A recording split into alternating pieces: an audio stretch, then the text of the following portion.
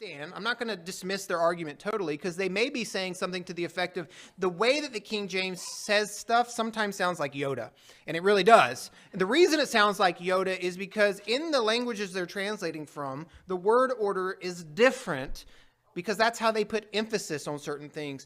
The endings of the words, the prefixes of the words, they decide what the word means. And so they can shift that word order around into a different order that we would use today when we're speaking. So yes, sometimes that word order is not as familiar, but does everybody here understand what Yoda says when he says something? Yeah, and somebody's like, I don't know who Yoda is. Does everybody understand if you switch the subject, object, verb, you can still get the meaning of the verse, but sometimes the first thing you say is what starts getting in your mind, and that's what they want.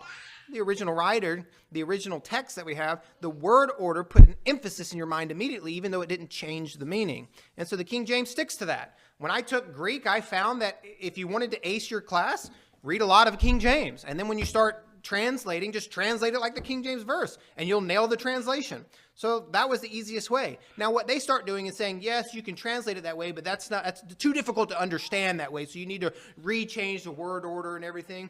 I think the King James did a great service.